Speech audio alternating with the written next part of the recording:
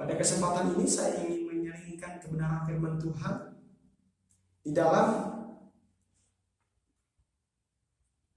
2 Korintus pasal yang ke-6 ayat yang ke-14 sampai ayat ke-15 dan Kejadian pasal yang kedua ayat yang ke-20. Tapi dalam kesempatan ini saya ini kita hanya membaca di dalam Kejadian pasal yang kedua ayat yang 20.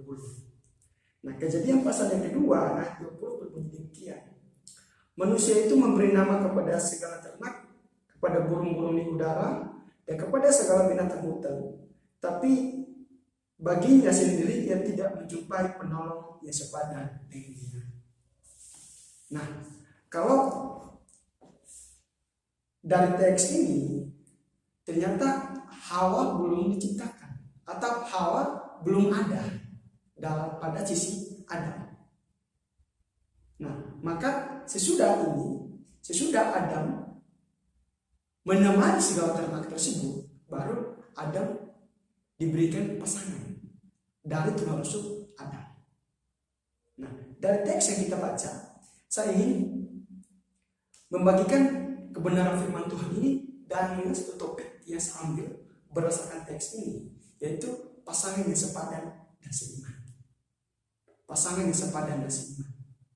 Berbicara tentang pasangan berarti berbicara tentang pilihan hidup kita ke depannya seperti apa.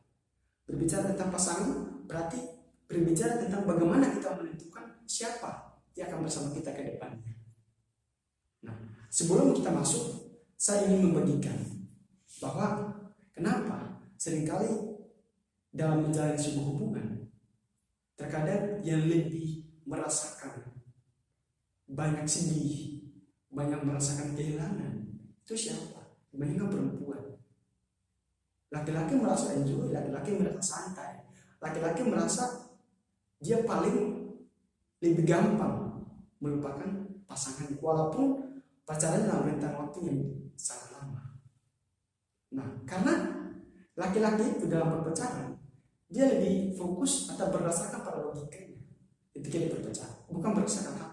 Jadi ketika putus, dia mudah untuk melakukan suatu keputusan yang dia katakan, ya terserah kamu.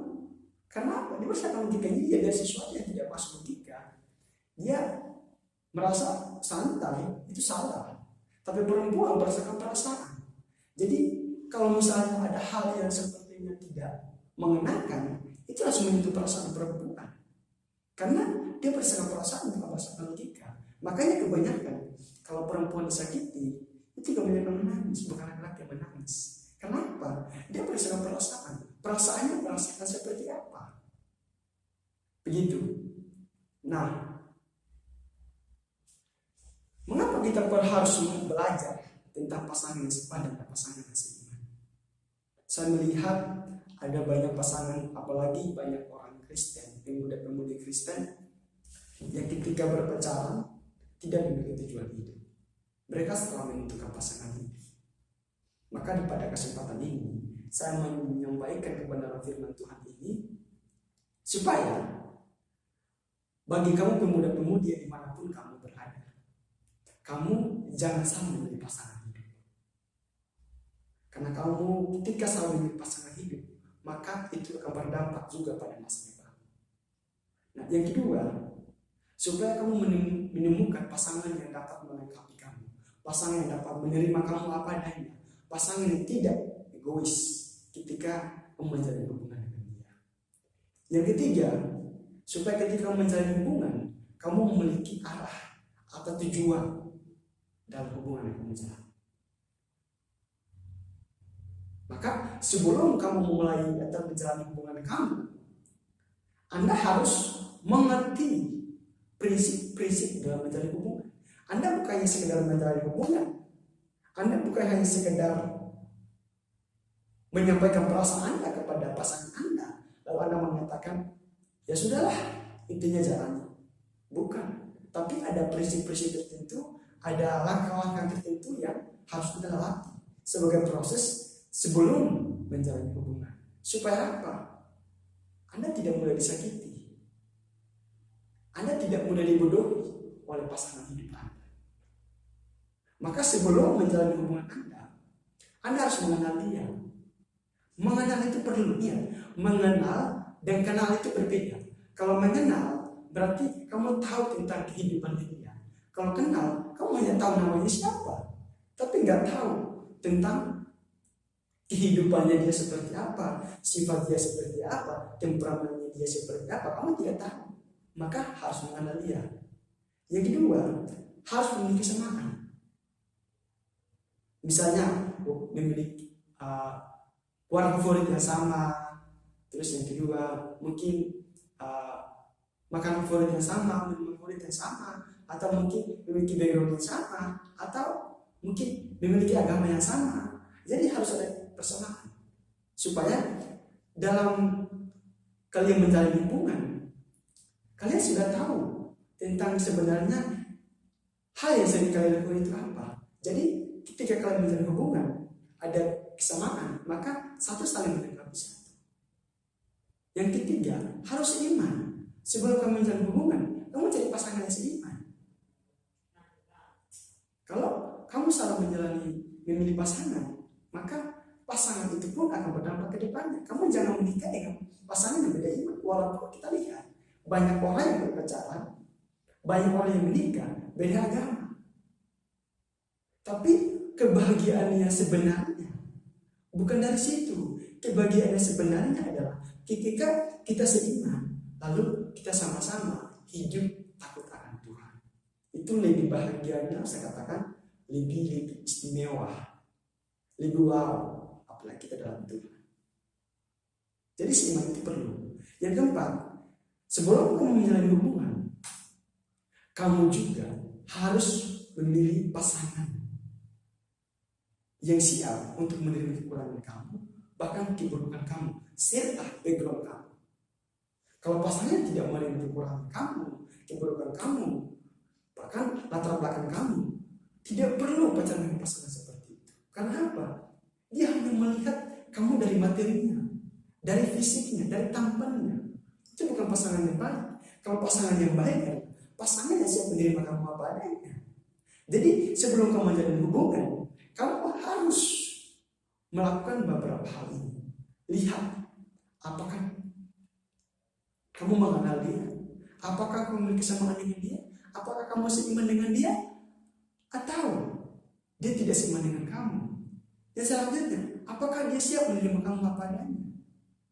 Nah, inilah yang harus kita lakukan sebelum kita menjalin hubungan kita. Nah, banyak pasangan yang gagal ketika mereka menjalin hubungan mereka. Banyak yang gagal di tengah jalan. Bahkan ada yang pacaran 6 tahun, 2 tahun, 3 tahun. Mereka gagal di tengah jalan. Sudah punya planning, punya visi yang sama. Tapi kenapa gagal? Yang pertama, karena mereka berjalin hubungan, mereka saling mencintai, tidak berdasarkan ketulusan hati, tapi berdasarkan pada rasionya.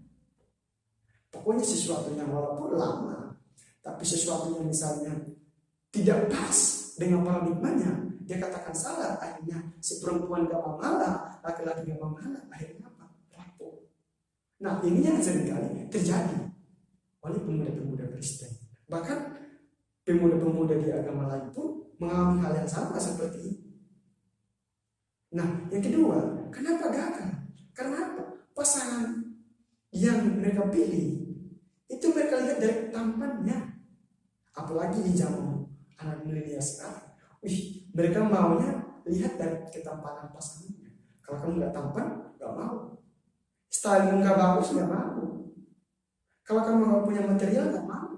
Jadi semuanya ini harus ada. Ini harus ada. Nah, hal-hal inilah yang harus kita lihat supaya ketika menjalin hubungan, itu hubungan itu tidak rapuh, tidak gagal di tengah jalan.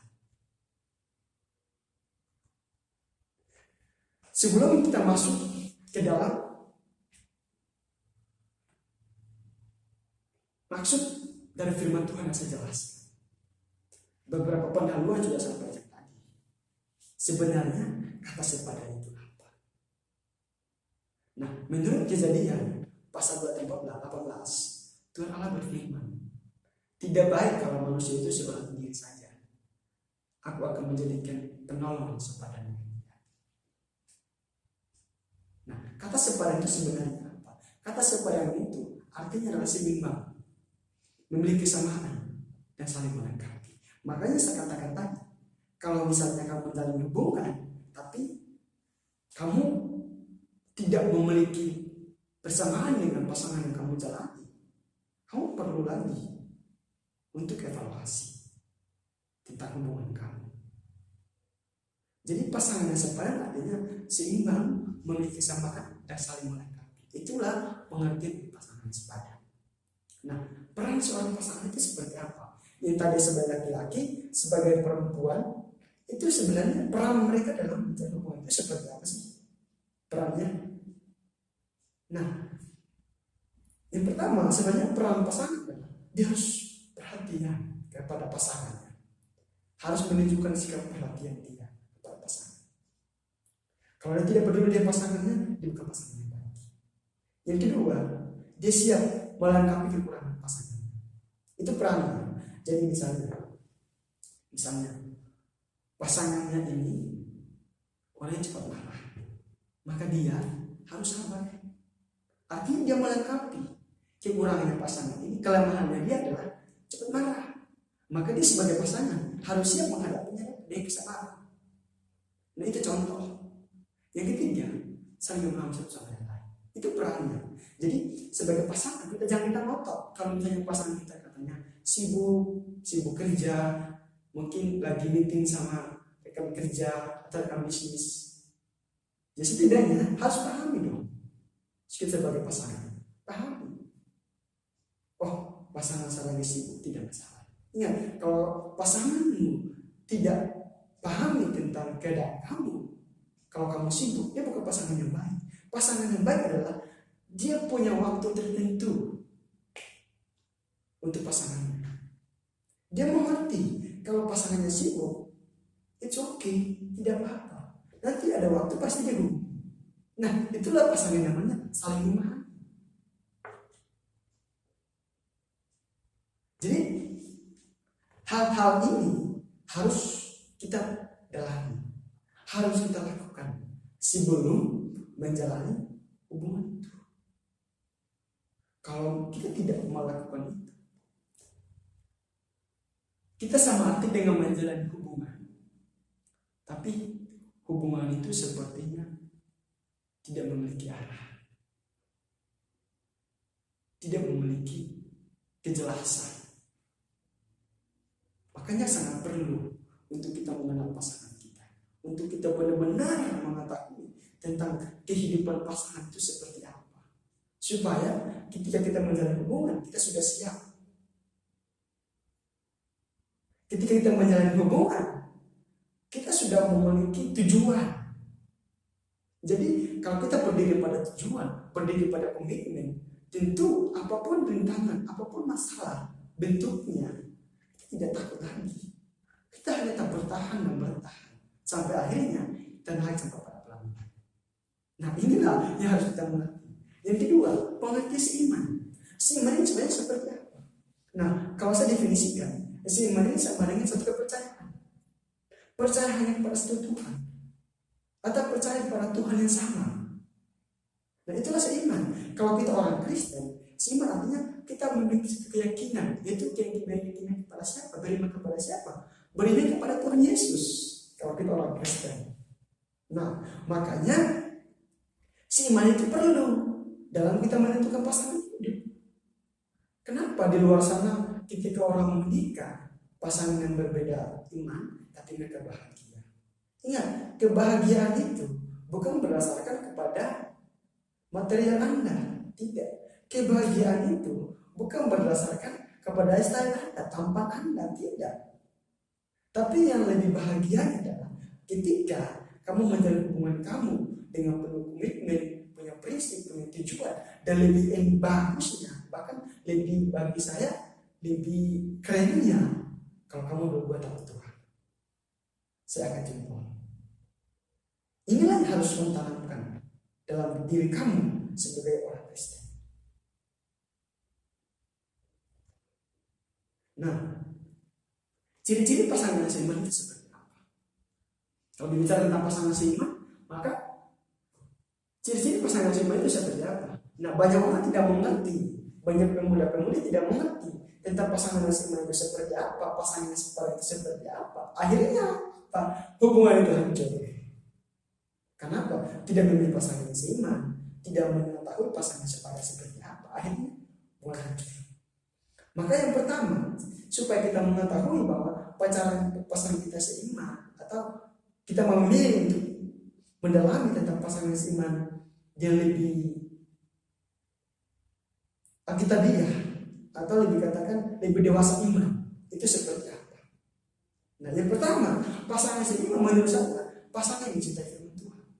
Ciri-ciri pasangan seiman adalah pasangan mencintai firman Tuhan. Jadi keduanya, kalau orang Kristen, kamu percaya Tuhan Yesus, kedua-duanya beriman dalam Kristen, percaya Yesus, maka dua-duanya harus mencintai firman Tuhan. Kamu bisa memperhatikan body language-nya atau caranya ketika dia menanam firman Tuhan. Apakah dia sungguh-sungguh atau sebaliknya dia tidak sungguh-sungguh. Jadi harus mengartikan ini dalam kita melihat ciri-ciri, melihat pasangan kita. Lihat apakah ketika dia percaya Yesus di gereja, misalnya kalian berdua ke gereja, kira-kira dia fokus dengan firman Tuhan tidak? Atau dia fokus lain handphone, mungkin chatting orang lain kan? Nah, inilah yang harus kita mengerti. Dia harus mencintai firman Tuhan. Yang kedua, dia membenci dosa. Kalau pasangan yang seiman tapi dia tidak membenci dosa, artinya dia tetap hidup dalam dosa, tertinggal dalam dosa, melakukan hal yang tidak baik, hal yang senonoh, maka itu bukan ciri-ciri pasangan yang seiman. Harus kamu pilih. Walaupun dia orang Kristen, tapi dia tidak takut Tuhan, jangan kamu pilih pasangan itu, karena pasangan itu dia akan menghancurkan. Nah, di sini letaknya tentang prinsip hidup pasangan yang iman itu seperti apa. Jadi ketika dia membenci dosa, kita tahu pasangan kita membenci dosa, maka kita lihat dia taat, dia orang taat kepada Tuhan. Kalau dia sudah taat kepada Tuhan, apalagi sekarang, apalagi kamu dia pasangan dia, tentu dia sangat menghargai kamu. Dia berusaha dengan sebaik mungkin dengan berbagai cara untuk dia membimbing kamu datang kepada Tuhan. Kenapa? Dia sudah takut dengan Tuhan. Dia tidak mau merusak hidup kamu. Dia tidak mau. Kenapa? Dia benci dosa. Banyak pasangan yang sekarang mereka pacaran, yang mereka mau dapatkan itu adalah seksual. Jadi tidak bisa dipungkiri kalau banyak anak muda-mudi yang hancur pada zaman sekarang. Zaman sekarang cari orang yang betul-betul tulus tidak ada, sulit. Zaman sekarang cari orang benar-benar takut akan Tuhan, sulit. Zaman sekarang kita cari orang yang benar-benar mau berusaha untuk membimbing kita menuju kepada jalan Tuhan, sulit. Walaupun dengan sangat sulit untuk kita dapat, tapi saya berharap melalui kebenaran firman Tuhan dan sesuatu ini, Anda diberkati. Supaya jangan memilih pasangan Anda. Anda tidak perlu takut. Tidak perlu khawatir kalau Anda jomblo. Jomblo lebih bagus daripada kamu pacaran, tapi pasanganmu masuk hidup. Anda jomblo lebih bagus dari kamu pacaran, tetapi rasanya tidak seperti berpacaran. Anda jomblo lebih bagus daripada pacaran, tapi pasangan bisa selingkuhin kamu. Tidak bagus. Maka harus mengerti itu. Nah, yang ketiga, dia bertumbuh dalam Tuhan.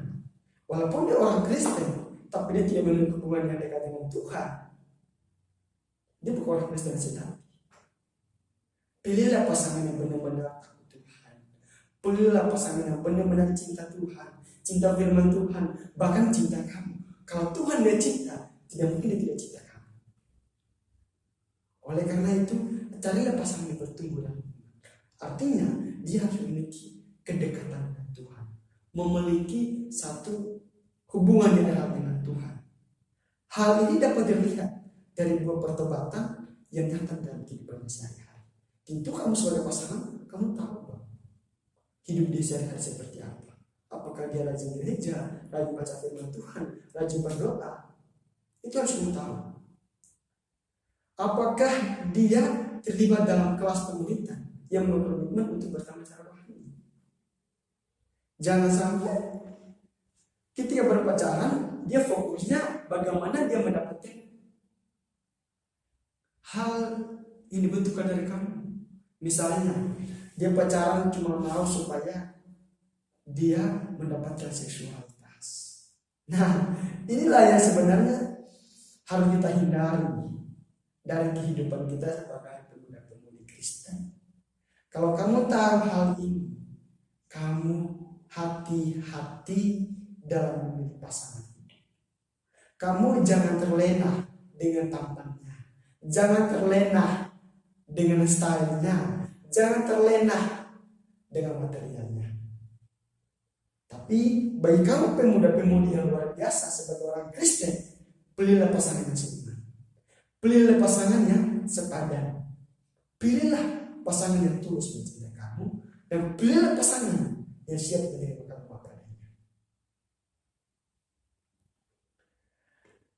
Di akhir dari renungan singkat yang saya sampaikan ini, bila Anda, bagi kamu yang sedang menanti atau mencari pasangan hidup, maka carilah pasangan sepadan dan seiman, supaya dapat membawa kamu pada tahap yang lebih baik, pada level yang lebih baik, atau pada taraf hidup yang lebih baik. Karena saya percaya kalau kamu pilih pasangan sepadan, pasangan seiman, dia akan berusaha dengan semampunya untuk membimbing kamu, bukan merusak kamu. Pastikan bahwa pasangan yang Anda pilih tidak salah. Kamu harus pastikan dong. Dan juga bagi Anda sedang menjalani hubungan atau sedang berpacaran, coba evaluasi kembali hubungan Anda. Sudahkah Anda berdua sepadan dan seiman? Sudahkah pasangan Anda memiliki ciri-ciri yang saya sampaikan tadi?